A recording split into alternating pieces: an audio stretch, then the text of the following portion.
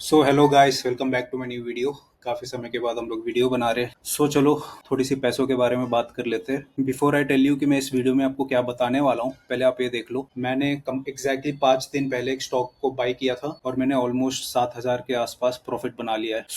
उस 5 दिन में भी 2 दिन मार्केट बंद था। इसका मतलब है कि मैंने 3 दिन के अंदर अंदर एक स्टॉक को बाई किया और 7,000 का प्रॉफिट आराम से बना लिया। जैसे कि लोग ट्रेडिंग करते हैं प्रॉफिट बनाने के लिए, मैंने बिना ट्रेड किए ही फ्रॉम द इन्वेस्टमेंट परस्पेक्टिव मैंने 7,000 का प्रॉफिट जस्ट इन 3 डेज मैंने बना लिया। तो अब इस वीडियो में मैं आपको ये बताऊंगा कि जब भी आप कोई स्टॉक बाई करते हो, ऑब्वियस सी बात है उसके पीछे कोई ना कोई लॉजिक होगा। अगर मैंने इस पर्टिकुलर स्टॉक को बाई किया है तो इसके पीछे कुछ ना कुछ लॉजिक होगा जो कि मैंने सोच समझ के इस स्टॉक में पैसे लगाए। मैं आपको अपना पॉइंट ऑफ व्यू बताने वाला हूँ, मैं अपना पर्सपेक्टिव शेयर करने वाला हूँ कि जब भी मैं किसी स्टॉक को बाई करता हूँ या फिर किसी स्टॉक को सेल करता हूँ तो मैं क्या देख के सेल करता हूँ या बाई करता हूँ, और स्टॉक्स को कैसे मैं फिगर आउट करूंगा, कैसे फिल्टर करता हूँ, वो सारी चीजें मैं इस वीडियो में बताऊंगा ताकि आप भी इस टेक्निक को यूज करके कम टाइम में ज्यादा से ज्यादा प्रॉफिट कमा सको। तो सबसे पहली चीज है, पहले हमें जाना होगा screener.in में। जैसे ही आप इस वेबसाइट को विजिट करोगे, पहले आपको लॉग इन कर लेना होगा। जैसे मैंने लॉग इन करके रखा हुआ है और ये वो पर्टिकुलर स्टॉक है जिसमें मैंने इन्वेस्ट किया था और मैंने विद इन 3 डेज 7,000 के आसपास प्रॉफिट बना लिया। मैंने ऐसा क्या देखा होगा इन्वेस्ट करने से पहले। यार सबसे पहले आप ये बात समझो कि स्टॉक मार्केट में जितने भी स्टॉक्स है वो कुछ चीजों पे चलती है। ऑब्वियस सी बात है, सबसे पहले तो हो गया demand and supply. Demand and supply ये तो बेसिक चीज है जो सबको पता है। सेकंड होती है सेंटीमेंट। एक सेंटीमेंट ऐसी चीज है जहां पे इवन दो स्टॉक खराब है पर उसका मार्केट में हाइप बनी हुई है फॉर सम रीजन, तो इवन दो वो स्टॉक का परफॉर्मेंस वगैरह सारा कुछ पुअर है, फंडामेंटल पुअर है, फिर भी बिकॉज ऑफ सेंटीमेंट वो हो सकता है कि वो स्टॉक भागेगा बहुत टाइम के लिए। और ऐसा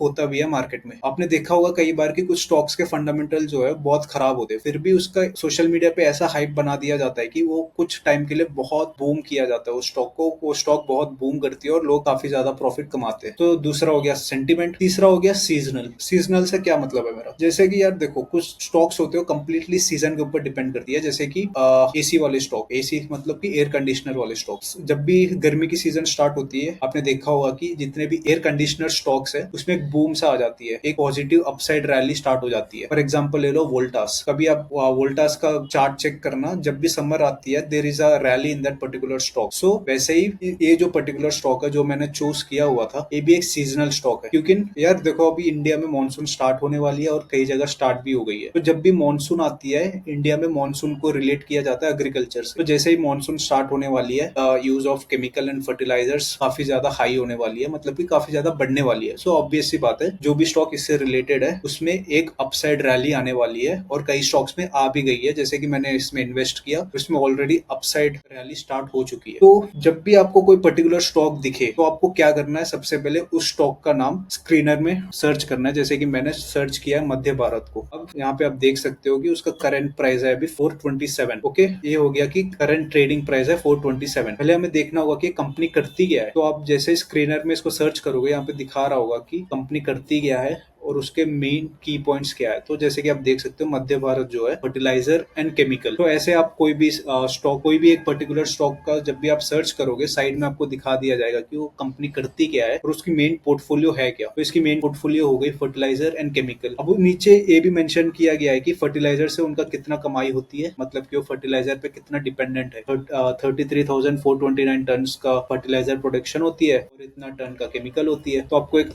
रफ आइडिया आ जाएगी कि ओके ये जो कंपनी है मेनली फर्टिलाइजर और केमिकल पे डिपेंडेंट है और उसमें भी इनका मेन जो है वो केमिकल बेसिस पे होती है, मतलब केमिकल पे डिपेंडेंट है। फिर जैसे आप थोड़ा नीचे और स्क्रॉल करोगे आप देखोगे कि उनका कैपेक्स, मतलब कि कंपनी का प्लानिंग क्या है। Company has plan investment of 600 CR for expansion project. अगर कोई पर्टिकुलर कंपनी एक्सपैंड कर रही है इसका मतलब है कि कहीं ना कहीं उसका परफॉर्मेंस बढ़िया है, तभी तो कंपनी एक्सपैंड कर पा रही है। और कोई कंपनी जो है वो उसका परफॉर्मेंस पुअर है, उसकी मार्केट में कोई वैल्यू नहीं है, तो एक्सपैंड करने का सोचेगी ही नहीं, पर एक्सपैंड करने को सोच रही है इन्वेस्टमेंट ऑफ ₹600 CR। इससे मुझे एक रफ आइडिया मिल जाती है कि okay company so and so चीज करती है और उसका फ्यूचर प्लानिंग ये है कि वो एक्सपैंड करना चाह रही है सो एंड सो रुपीज का। और सबसे पहली चीज आपको ये करनी है कि आपको देखना है कि एक कंपनी करती क्या है। That is a very first thing. For example आप सोशल मीडिया स्क्रॉल कर रहे हो, आपको एक कंपनी दिखी जहाँ पे एक पर्टिकुलर पेज आपको कह रहा है कि इस पेनी स्टॉक को खरीद लो और 5 साल के लिए होल्ड करो, फिर देखना आप मिलीनियर बिलीनियर बन जाओगे। तो इंस्टेड ऑफ डायरेक्टली उस पर्टिकुलर पेज की बात को मानने से अच्छा है कि पहले आप स्क्रीनर पे आओ, उस पर्टिकुलर स्टॉक का नाम यहाँ पे सर्च करो, फिर देखो कि उनका बिजनेस मॉडल है क्या, वो करते क्या है और वो किस चीज पे सबसे ज्यादा डिपेंडेंट है। तो आपको एक रफ आइडिया मिल जाएगा कि वो कंपनी करती क्या है। जैसे कि मुझे एक रफ आइडिया मिल गया था कि अच्छा ये कंपनी जो है फर्टिलाइजर और केमिकल पे काफी ज्यादा डिपेंडेंट है, ठीक है, उस मतलब कि फर्टिलाइजर और केमिकल से रिलेटेड कंपनी है ये। और फिर मेरे दिमाग में एक हिट हुआ कि मॉनसून स्टार्ट होने वाली है, इसका मतलब है कि अब एग्रीकल्चर का सीजन स्टार्ट हो गया, तो केमिकल और फर्टिलाइजर का जो यूज है वो बढ़ेगी, इसका मतलब है कि ये स्टॉक भागने वाली है। This was a very first point जो मुझे इन्वेस्टमेंट करने में हेल्प किया। सेकंड, जैसे ही आप थोड़ा नीचे स्क्रॉल करोगे आप उनकी देख सकते हो कि पीयर कंपैरिजन, जैसे कि और भी कई सारे कंपनी होगी मार्केट में, ऑब्वियस सी बात है, जो केमिकल और फर्टिलाइजर से रिलेटेड है, तो आप वो देख सकते हो कि इस कंपनी का कॉम्पिटिटर कौन कौन है। तो ये स्टॉक टू स्टॉक वेरी करती है। जैसे अगर आप कोई किसी और सेक्टर की स्टॉक उठा रहे हो तो उसकी कॉम्पिटिटर ऑब्वियस सी बात है कोई और होंगे। फिर आप जैसे आप थोड़ा नीचे स्क्रॉल करोगे, यहाँ से जो है कंप्लीटली फंडामेंटल चीज स्टार्ट होती है। ये हो गई क्वार्टरली रिजल्ट। यार साल में 4 क्वार्टर होती है, तो जब भी आप एक पर्टिकुलर क्वार्टर को कंपेयर कर रहे हो तो ट्राई करना कि पिछले साल की सेम क्वार्टर से कंपेयर कर रहे हो। लेट मी एक्सप्लेन यू मैं क्या कहना चाह रहा हूँ। जैसे कि फॉर एग्जांपल मैं मार्च 2025 वाली क्वार्टर को कंपेयर करना चाह रहा हूँ, तो मैं ये नहीं करूंगा कि पिछले साल का दिसंबर वाली क्वार्टर से कंपेयर करूंगा। नहीं, अगर मैं मार्च का क्वार्टर कंपेयर कर रहा हूँ तो मैं प्रीवियस ईयर का मार्च से ही कंपेयर करूंगा। अगर मैं जून का कर रहा हूँ तो पिछला साल या उसके आगे वाली साल का जून से ही कंपेयर करूंगा। इससे मुझे क्लियर रफ एस्टिमेशन मिल जाएगी। जैसे कि देखो, मैं देख रहा हूँ कि इस साल मार्च के क्वार्टर में इसका सेल्स था 297। जब भी हम बात कर रहे हैं, यहाँ पे लिखा हुआ सीआर में बात कर रहे हैं, तो 297 सीआर। तो मैं अगर इसको कंपेयर करना चाहूंगा तो मैं देखूंगा कि पिछले साल का मार्च वाले क्वार्टर में कितना थी, 146, और अभी है 297। ऑब्वियस सी बात है इसकी सेल जो है बहुत ज्यादा इंक्रीज हुई है, राइट। फिर मैं देखूंगा कि इनकी प्रॉफिट कितनी है। प्रॉफिट बिफोर टैक्स हो गई 27 सीआर और पिछले साल की मार्च में हो गई 8 सीआर। तो ऑब्वियस सी बात है बहुत ज्यादा बढ़ा है। ये मान के चलो कि 3 टाइम्स बढ़ चुका है। अब मैं देखूंगा कि प्रॉफिट आफ्टर टैक्स वगैरह कितना है, तो है 14 सीआर और पिछले साल का मार्च में हो गया 1 सीआर। तो आप देख सकते हो कि पिछले साल मार्च वाले क्वार्टर में इसका प्रॉफिट था 1 CR after paying tax and all, और इस क्वार्टर में इसका है 14 सीआर। तो आप देख सकते हो कि कितना बड़ा डिफरेंस है। इसका मतलब है कि कंपनी बहुत ही ज्यादा स्पीड वाली पेस में ग्रो कर रही है। इसके लिए मैंने इस पर्टिकुलर कंपनी में इन्वेस्ट किया हुआ है। चलो, ये तो हो गई क्वार्टरली की रिजल्ट। यहाँ पे मुझे पिछले 2 या 3 साल के रिजल्ट है। पर जब मैं थोड़ा नीचे और स्क्रॉल करूंगा तो मेरे पास ना काफी पुराने, काफी वास्ट डाटा मेरे को प्रोवाइड किया गया है ईयर बेसिस पे। अब ये काफी ज्यादा इजी हो जाता है मुझे ईयर बाय ईयर कंपेयर करने के लिए। जैसे कि मार्च 2025, ठीक है, अब मैं देख रहा हूँ मार्च 2025 में इसका सेल्स है 1059 सीआर और पिछले साल था 815 सीआर। उससे पहले 981, उससे पहले 490, 185, 129। आप देख सकते हो बीच में इस कंपनी का सेल्स थोड़ा सा नीचे डिक्रीज हुआ था।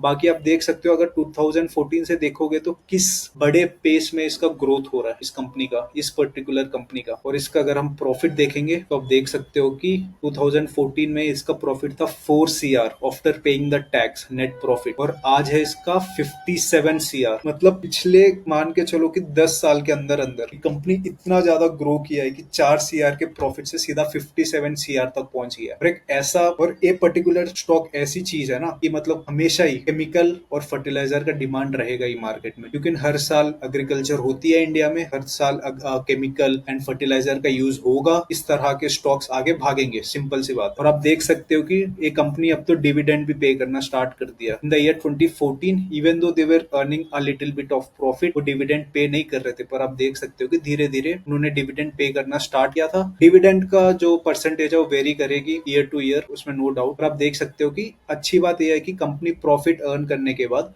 अपने शेयर होल्डर को डिविडेंड पे कर रही है, क्योंकि मार्केट में ऐसे कई सारे कंपनी है जो काफी ज्यादा प्रॉफिट कमा रही है पर डिविडेंड पे नहीं कर रही है, पर एक कंपनी कर रही है। That is one more good thing for me, क्योंकि मैं इस शेयर का शेयर होल्डर हूँ अभी। तो अब हम आते हैं बैलेंस शीट पे। सो इस पर्टिकुलर सबसेक्शन में बस मैं एक चीज देखता हूँ, हो गया रिजर्व। का मतलब है कि कंपनी अपने पास कितने पैसे एज अ रिजर्व रखी हुई है। मान के चलो कल तो कंपनी डूब गई, कंपनी के पास पैसा तो होना चाहिए ताकि वो अपने शेयर होल्डर को उनके खुद पैसे वापस कर सके। यहाँ पे देखो, in the year of 2014 company के पास 51 सीआर एज ए रिजर्व में था। In the year of 2025 reserve 316 CR है। मतलब आप देख सकते हो कि कितना ज्यादा मतलब गैप आ चुका है। Very positive sign. 1 CR as a reserve से लेके 316 सीआर एज ए रिजर्व तक, विद इन जस्ट 10। इसका मतलब है कि कंपनी का रिजर्व बढ़ रही है, मतलब कि कंपनी बहुत बड़ी पेस में ग्रो कर रही है। Another sign for me to invest in this particular company. ये आप नीचे आओगे, शेयर होल्डिंग पैटर्न। जब भी आप कोई पर्टिकुलर कंपनी के बारे में स्क्रीनर पे देख रहे हो, the another one important thing जो कि आपको देखना ही पड़ेगा, दैट इज प्रोमोटर होल्डिंग। कि प्रोमोटर होल्डिंग जो है 74.56% है फिलहाल इस क्वार्टर का, और पिछले कई टाइम से there is a change in only 0.% right. बाकी तो 4% ही है प्रोमोटर होल्डिंग।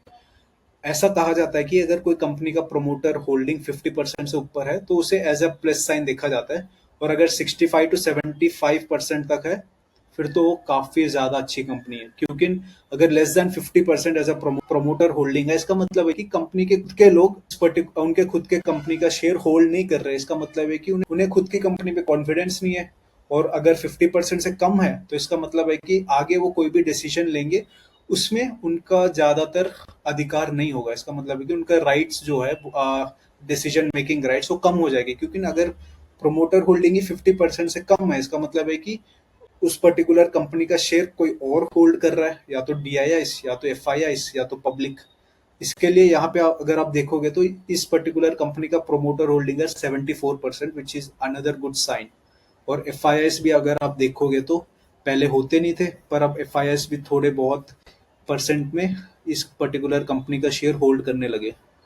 और बाकी के शेयर जो है वो पब्लिक के बाइंग एंड सेलिंग हो रही है, मतलब कि ट्रेडिंग हो रही है। So this was another plus sign for मी। तो ये कुछ चीजें जो मैं देखता हूँ किसी भी स्टॉक में इन्वेस्ट करने से पहले। कभी भी आप कोई भी पर्टिकुलर स्टॉक में इन्वेस्ट कर रहे हो, मेरा रिकमेंड होगा कि आप एक बार स्क्रीनर पे आओ, उस पर्टिकुलर स्टॉक के बारे में सर्च करो। फिर जैसे कि मैंने बताया, फंडामेंटल चीजें देखो कि वो कितना सेल्स कर रही है, उसका प्रॉफिट कितना है year by year, quarter by quarter, and उसके प्रमोटर होल्डिंग कितना है। सारी चीजें कंपेयर करने के बाद उस पर्टिकुलर कंपनी में इन्वेस्ट करना। बाकी आज के वीडियो में इतना ही, बाकी मिलते हैं अगले वीडियो में।